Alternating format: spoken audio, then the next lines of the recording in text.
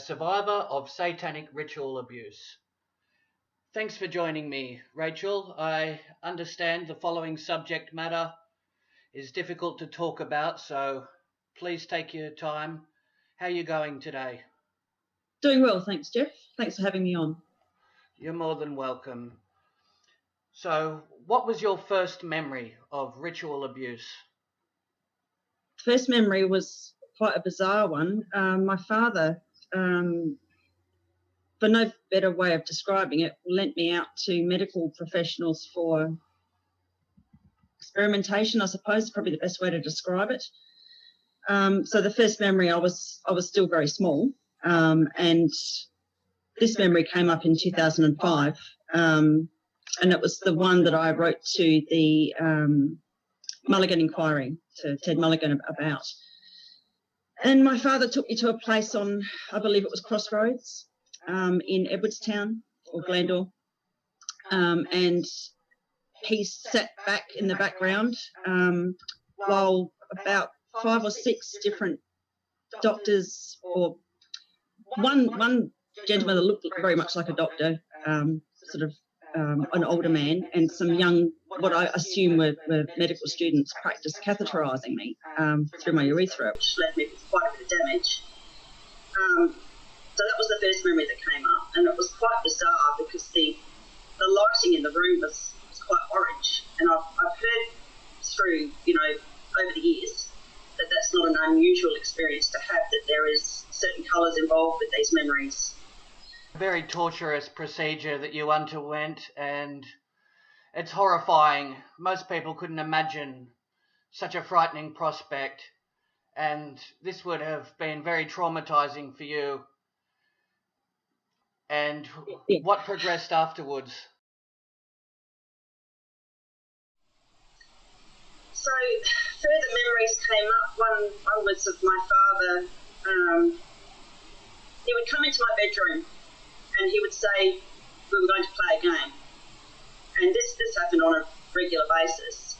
The first memory that came up about that particular scenario, he came in, he must have already done it at some point, because I already knew that I didn't want to play the game that he wanted to play, and I tried to hide under my bed and he pulled me out. He then proceeded to use a small knife and inserted it somewhere and caused a cutaneous nerve injury into my backside. Then proceeded to abuse me sexually. Not an unusual procedure. I've heard from other people who've been through the same experience, and horrifically, Jeff, I've been working with some journalists at Gumshoe News, particularly Dee McLaughlin and Mary Maxwell, and through their quite persistent research, they've found that this is not an unusual experience in Adelaide, South Australia. There's quite a few people who have contacted them and said that they also had the knife in the bum treatment. They've written articles on it. It's quite appalling. So from what I understand, there is some sort of belief system in some esoteric cultures, and as I've said in my TNJ testimony, that my father was a Rosicrucian. He was also a member of the Golden Dawn, and he was a Freemason. They believe that through anal rape of children, that there is some ability to take some of that child's soul energy. A key and sing in a high-pitched voice? Yeah, it was really strange. So this seemed to be his attempt to have me forget what had just occurred. And again, I've only, just recently done research to understand where this was coming from. It's apparently an MK Ultra mind control tactic to convince the person or the victim that this has not just occurred, but he did it wrong. So he would motion, he would say, "We'll take the key," and he would motion to lock up his lips, but then he would open his lips to swallow the key. And I remember on one occasion I pulled him up on it because it didn't make sense to me. And I said, "Well, how do you swallow the key when you've just locked your lips?" And he looked horrified. But I think he realised then that a lot of what he had done previously hadn't worked. Then he changed the story. Then it was you put it in the drawer, you lock it with the key, and you throw the key away. So, yeah, he changed things along the way. I remembered a lot of the abuse, though, so I don't think I've remembered everything. It certainly came up in a not a chronological order as it does with so many people. With me, it was order of horror, of how dreadful it was and how much I could, I suppose, cope with it as it came up. So mine jumped around a bit. Some memories came up when I was very, very young, or of when I was very, very young. Other memories would come in when I was 10, and then I might remember something else that happened when I was 5, and definitely in order of what was most horrific, what I was least wanting to remember. It's unimaginable what you've experienced. Absolutely horrifying. MK Ultra is used to mind, brainwash, control and program. A lot of people disassociate from their personality and they end up with a split personality disorder, don't they, Rachel? Yeah, absolutely. I've been very, very lucky. I've certainly had mood swings, but I don't believe that I have alters as such. Certainly some people have that experience. It's quite awful for them. There are certain aspects that I still think perhaps that there's an angry side of me that doesn't come out very often, and when it does, I do my very best to keep it down. That probably would be the only experience that I have of an alter as such. But I do have conscious memory of that side of me coming out, so it's not like a typical alter experience. Now, during the horror you're experiencing, did it ever cross your mind to reach out to a teacher or an adult or someone close for help? I did. And what was the response? I reached out to a teacher, I think I was in year 4, and she was lovely, and I was taken up to speak to the principal, but once I got up to speak to the principal, I said that I lied. I was terrified. Any kind of authority I backed down from. And there were times when I told a particular family member, but this particular family member, though she should have rendered assistance, couldn't, because my father had an ability over her, some sort of mind control. He would literally snap his fingers and she would forget, and it was so incredibly frustrating. So I reckon there was probably about 10 times that I can remember where I tried to inform her of what was going on.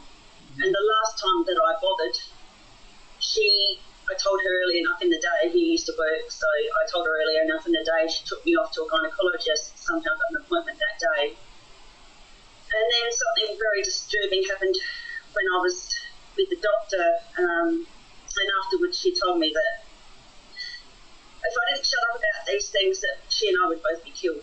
So I realised at that point that there was some conscious part of her that knew what was going on, and so I didn't broach the subject with her again after that.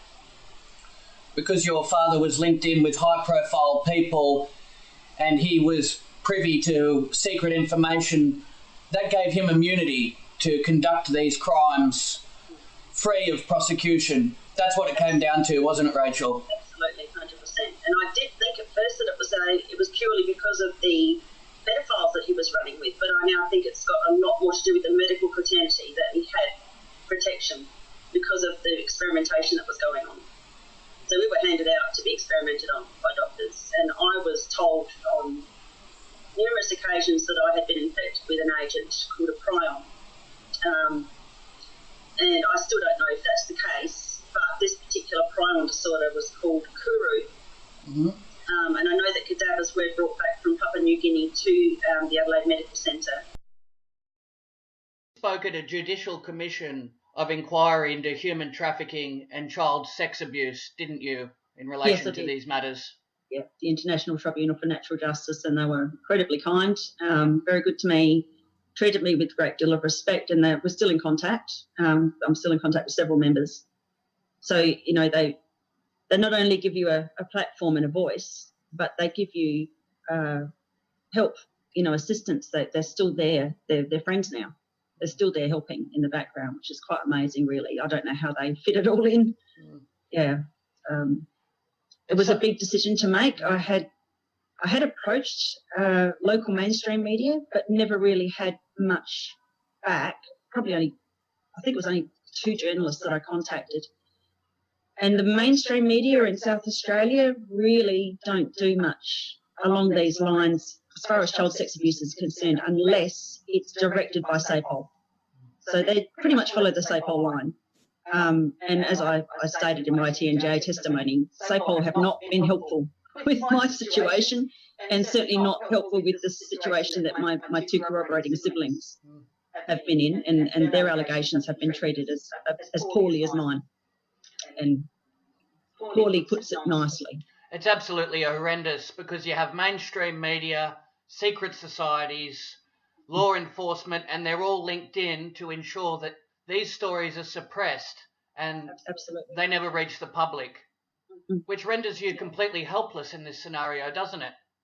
It does. And what really annoys me is I know some of these perpetrators are still alive, very likely to still be perpetrating abuses. My father was allowed to live on the same property as one of his grandchildren during the time that myself and my two siblings were making these allegations. And I'm so angry about that.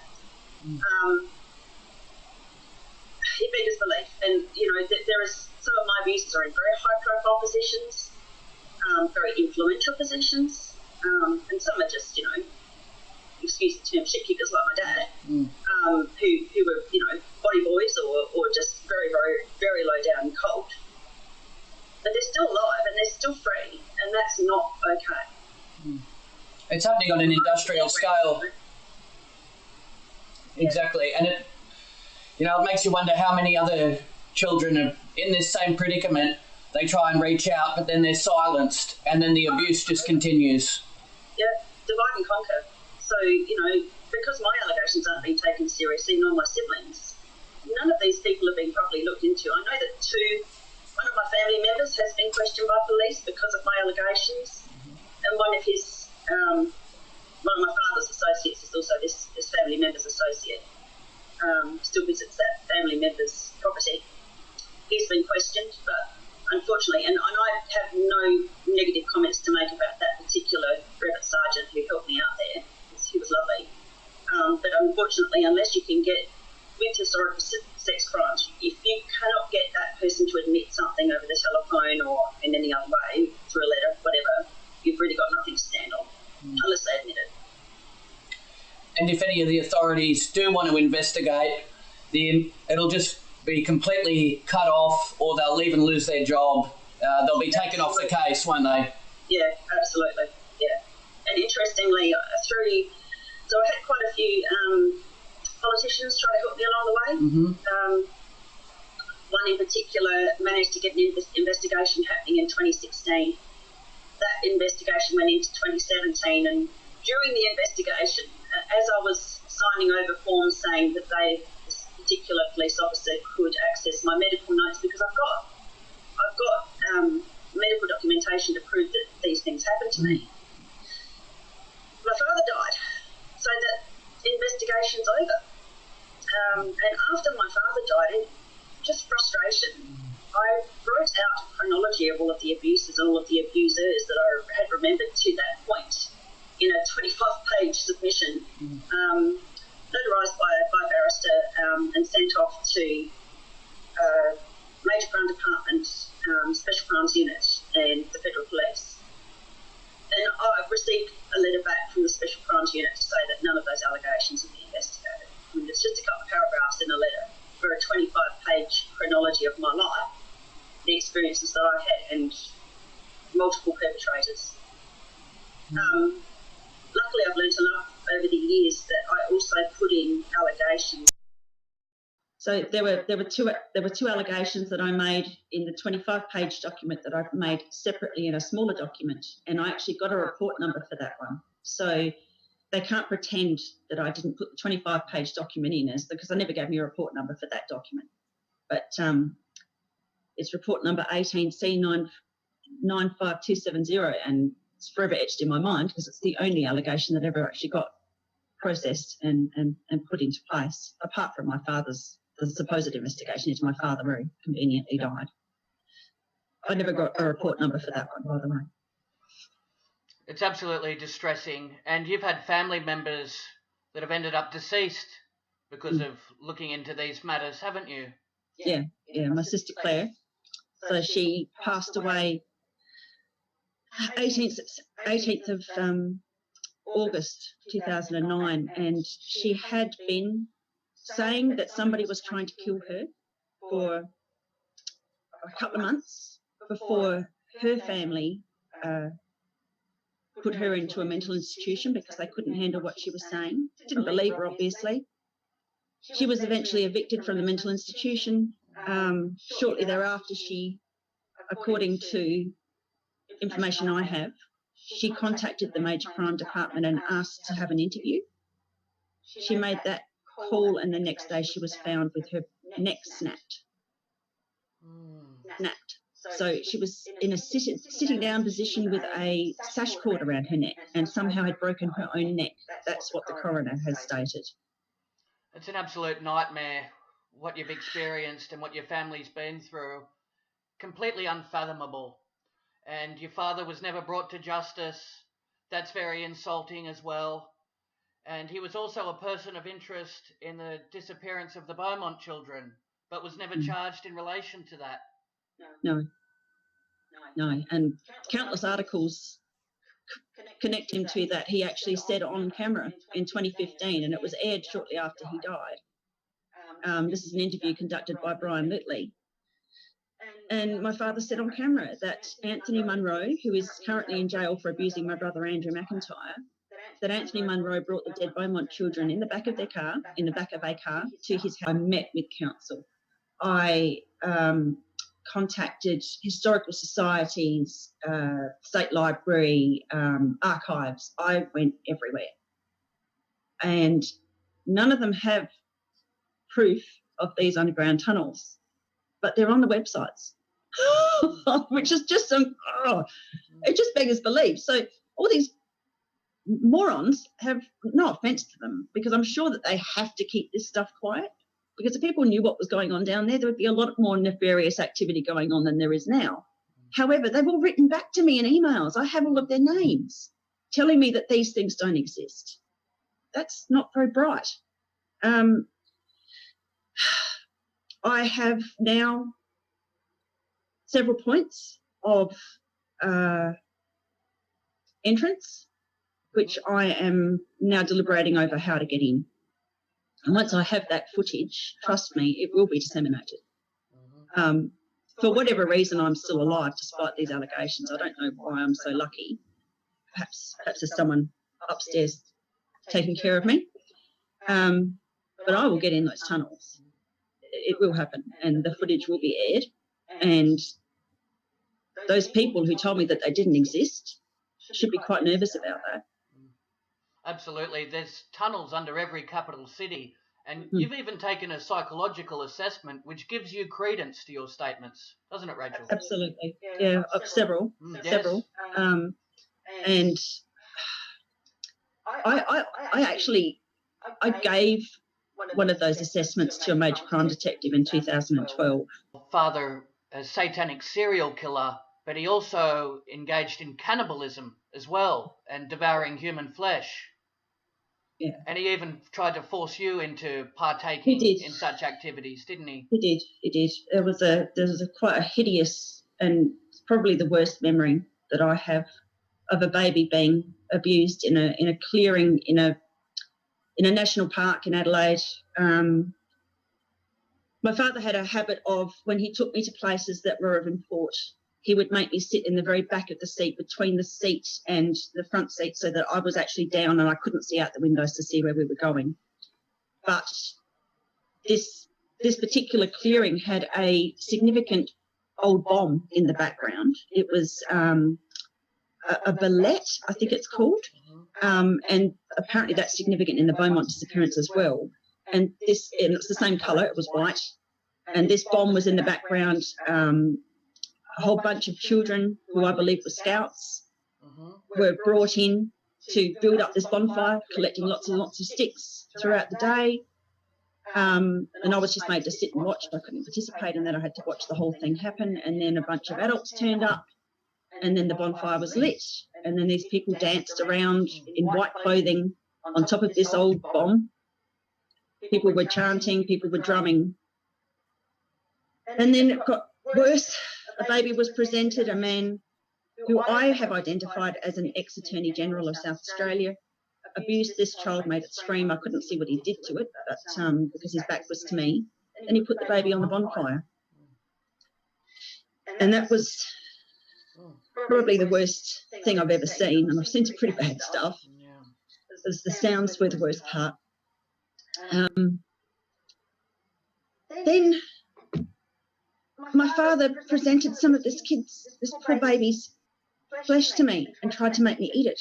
Now, that wasn't the only occasion when he did this. It was probably the worst. There were other children who were lined up next to me. All the scouts left before this happened, by the way. There were about 50 adults present. People have come forward with that sort of information as well. When I went onto forums, I won't name them, but they came forward to say that they'd also seen the stickers. So it wasn't just me, which was very cathartic. It's absolutely frightening. And the law enforcement, they only offered a $500 reward for the Beaumont children, Jane, Anna and Grant, and that's unsatisfactory, isn't it? It's like they went out of their way to try and hinder investigations rather than help. Was that very early on? Yes. Yeah, okay. What actually concerns me, Jeff, is that the higher the reward, the less likely those bodies are ever to be found. It seems to me that the rewards, and I was talking with a friend about this on Facebook recently, I'm not trying to dissuade people from coming forward. Please come forward. But please also be aware that if it's anything to do with South Australian Police and they're offering a reward, there's a very good chance that those bodies will never be found. Those rewards, I believe, don't exist. And I think that they are offered so that people like myself who try to come forward will look like we're money grubbing and that it's all about money. And it's not. And I promise you, and anybody who's watching this, if any money ever does come to me for any rewards of any kind, I will not be using that for myself. I do not want a reward for Louise Bell to be found. I feel so responsible for not protecting that girl and not getting her out of my father's house. I'd made phone calls as a child. I nearly got killed over them. And the operators that took those phone calls, they may remember it. But please, again, come forward. There were 3 phone calls in total, and I stopped after that because the third time the police did come round, and I heard them joking with my father about it, how funny it was that I was trying to do this because they were in on it. And like I said, the police officer that helped abuse her, that I was filmed with Louise, doing sexual acts, seems to have some pretty strong protection because he's already convicted, but my allegations against him will not be looked at. It's absolutely sinister in the worst possible way, and you even witnessed your father performing medical surgeries on family animals, as well as family members. Through this process, I've got to know quite a few parents, protective parents, who are being labelled with parental alienation syndrome or being told that they are delusional or psychotic because they're so desperate to protect their children from the other abusive parent. And you know, when you've got the Australian Law Reform Commission saying the family court, the whole thing should be disbanded, and it's so completely dysfunctional that there's not really any recommendations that can be made to fix it. So just get rid of it and take it through the magistrates or district courts instead. That really says something about the family court system. It is a mess. Exactly. The family courts and docs, they're complicit in a lot of these crimes. And children are taken away from loving parents, aren't they, Rachel? Yeah, absolutely. Anyone out there who's going through a Department of Child Protection issue, don't sign any yellow forms. Do not sign any of your rights away. If you can, don't engage with them. That's exactly right. And have you I don't imagine you've seen a lot of therapy and counselling in relation to these matters. You're a very brave soul. What would be your advice to others that have endured similar practices and satanic rituals?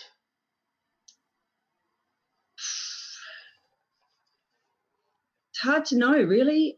Everybody's an individual. I suppose I'm a very spiritual person, so I found solace in that spirituality. And, you know, obviously very, very the antithesis of what my father was trying to teach me. So I found more solace in my spirituality and in conversing with other victims and researching and trying my best to understand and piece together the reasoning behind some of these acts. You can never explain it. I tried to understand my father, and that just about sent me around a twist. I realised after a while I'd never understand him because I don't have a dark soul like he did, and I don't enjoy hurting anybody or anything.